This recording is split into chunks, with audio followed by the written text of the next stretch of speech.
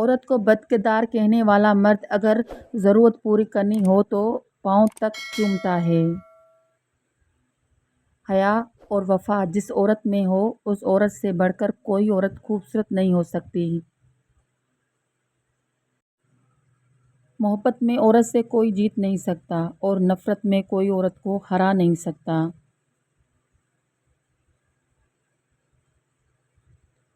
لفظ لڑکیاں تشریح کسی کی جنت، کسی کی عزت، کسی کی بہن، کسی کی رحمت۔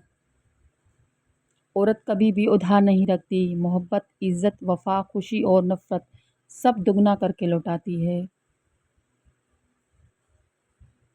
عورتوں کو عزت وہی مرد دے سکتا ہے جس کی تربیت اچھی ہوتی ہے۔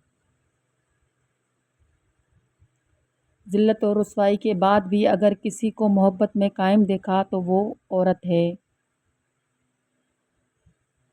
عورت کسی غیر محرم کے ساتھ غلط راستے پہ تب چلتی ہے جب اس کے اپنے محرم رشتے اس کی قدر اور عزت نہیں کرتے۔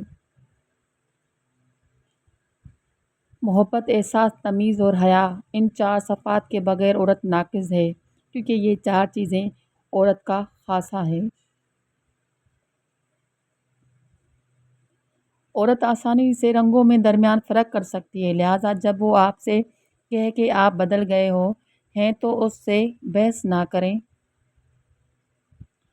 محبت پوری ہو یا آدھی، عورت کو مرد پورا چاہیے ہوتا ہے، دوسری عورت میں بٹا ہوا نہیں۔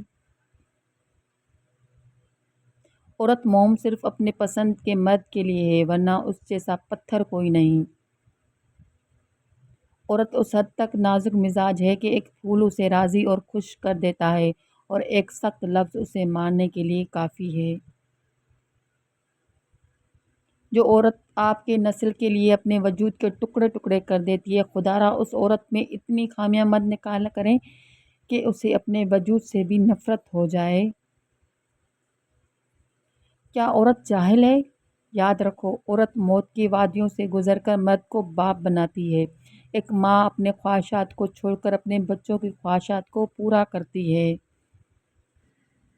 بیٹی والدین کی عزت کو ترجیح دیتی ہے۔ اگر عورت جاہل ہوتی تو اس کو نسلیں سنوارنے کی ذمہ داری نہیں دی جاتی۔ عورت کو جاہل بولنے والا خود جاہل ہے۔ بدکردار عورت کو کوئی نہیں اپنائے گا، لیکن محبت کے جال میں پھنسا کر عورت کو بدکردار بنانے کے لیے ہر آزمائے گا۔ اگر ویڈیو اچھی لگے تو like, share, subscribe my channel اور کمنٹ کرنا مت بھولیے گا اور بیل آئیکن دبا دیجیے تاکہ میری آنے والی ویڈیوز کی نوٹیفیکیشن آپ سب کو ملتی رہے۔ شکریہ۔